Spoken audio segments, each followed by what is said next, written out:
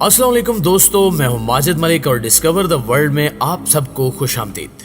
प्यारे दोस्तों, जापान का शुमार दुनिया के सबसे ज्यादा तरक्की याफ्ता ममालिक में होता है, क्योंकि इस कौम ने जिंदगी के मुख्तलिफ शोबाजात में अपनी सलाहियतों का लोहा मनवाया है। चाहे हम टेक्नोलॉजी के मैदान की बात करें या फिर तिब्बी तहकीक की, हमें जापान का जिक्र ही सुनाई देता है। लेकिन ये तो वो बातें हैं जो दुनिया के सामने हैं, मगर जापान से चंद ऐसे हैरान कुन हकायक भी वाबस्ता हैं जिनके बारे में बहुत कम लोग जानते हैं। और आज की वीडियो में हम यही हकायक आपके सामने रखने जा रहे हैं जो यकीनन आपके होश उड़ा देंगे। तो दोस्तों, याद रहे कि जापान को उभरते सूरज की सरजमीन भी कहा जाता है, जिसकी बड़ी वजह यह है कि दुनिया की चंद बड़ी कारोबारी कंपनियां जैसे टोयोटा, सुजुकी, यामाहा, सोनी और हुंडा वगैरह का ताल्लुक जापान से ही है। दुनिया भर में लोग कोशिश करते हैं कि बच्चों को इब्तिदाई उम्र में ही गोद ले लें, लेकिन जापान में गोद लिए जाने वाले 98% अफराद की औसत उम्र 20 से 30 साल होती है।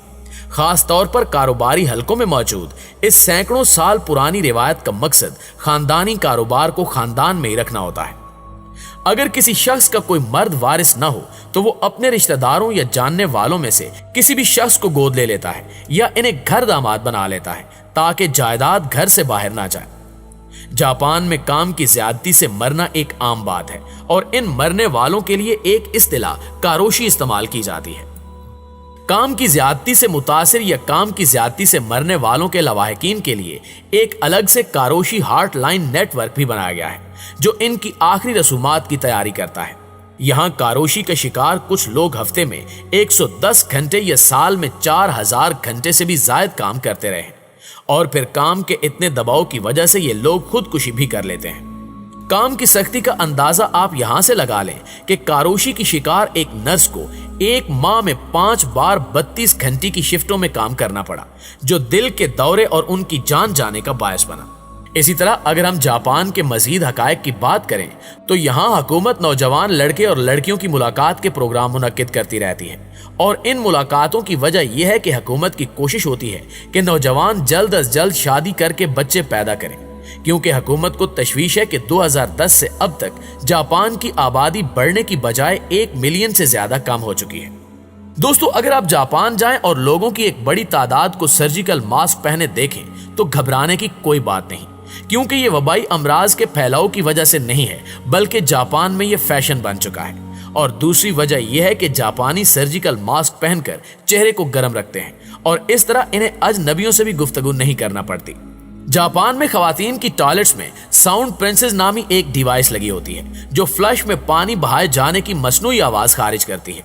असल में फ्लश में पानी बहाए जाने की आवाज के सिवा कोई दूसरी आवाज बाहर जाने पर खवातीन काफी शर्मिंदगी महसूस करती हैं, इसलिए खवातीन के टॉयलेट्स में इस डिवाइस का इस्तेमाल किया जाता है। जापान में मुतअद्दिद ऐसी रिवायात पाई जाती हैं जो बाकी दुनिया के लिए यकीनन हैरत का बायस बनती हैं, जिनमें एक ये भी है कि अक्सर जापानी शहरी दिन की बजाय हमेशा रात को सोने से पहले नहाते हैं। लेकिन अब इनकी इस मुनफरिद आदत की इंतहाई दिलचस्प वजह भी सामने आ गई है। एक तहकीक के मुताबिक जो लोग जापान जा चुके हैं वो इस बात से वाकिफ होंगे कि जापानी लोग पब्लिक बाथ और हॉट स्प्रिंग्स में नहाने के आदी होते हैं और लगभग हर शहर और गांव में पब्लिक के लिए गुसल खाने मौजूद होते हैं, जहां कोई भी मर्द, खातून या बच्चे इंतहाई मामूली रकम के एवज नहा सकते हैं, जबकि इस दौरान इन्हें दीगर लोगों से मिलने और गुफ्तगू करने का भी एक मौका दस्तयाब होता है। अब इसकी भी 2 वजूहात हैं। पहली, शदीद मौसम और दूसरी, घर पर नहाने की सहूलत का ना होना। जापान में सर्दियों में दर्जा हरारत बहुत सर्द और गर्मियों में बहुत गर्म होता है और इसके साथ साथ अक्सर जापानियों के घरों में बाथ टब और पानी को गर्म रखने के इंतजामात की सहूलत नहीं होती, चुनांचे वो नहाने और चंद देर सुकून के लिए पब्लिक बाथ को ही तरजीह देते हैं। अब आप सोच सकते हैं कि पब्लिक बाथ में जाने के लिए कौन सा वक्त ज्यादा मौजू हो सकता है, और वो भी जब आदमी नहाने के साथ लोगों से मिलने जुलने, गपशप लगाने और कुछ पुरसकून वक्त गुजारना चाहता हो।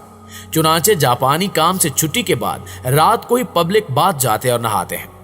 दोस्तों, जापानियों के लिए शावर लेना और बाथ करना भी 2 मुख्तलिफ चीजें हैं। इनके लिए बाथ करना काफी वक्त लगाकर नहाने और अच्छी तरह से बदन साफ करने को कहते हैं, जो कि सुबह के वक्त जल्दी में मुमकिन नहीं होता। लिहाजा जो जापानी सुबह जल्दी जल्दी शावर लेते हैं वो भी अपनी तशफ़ी के लिए रात को पब्लिक बाथ में जाकर नहा लेते हैं।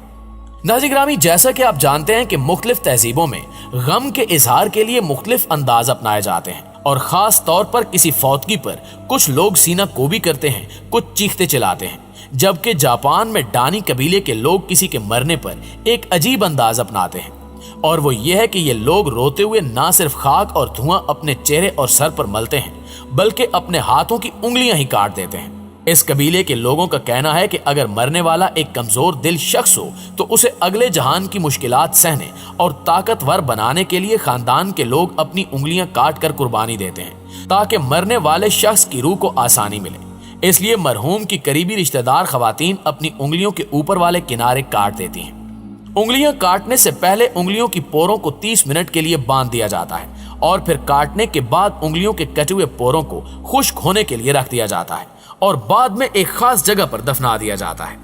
डानी कबीले के लोगों का कहना है कि उंगलियां काटने पर जो दर्द और तकलीफ महसूस होती है वो दर हकीकत अपने किसी प्यारे से बिछड़ने के गम का इजहार है।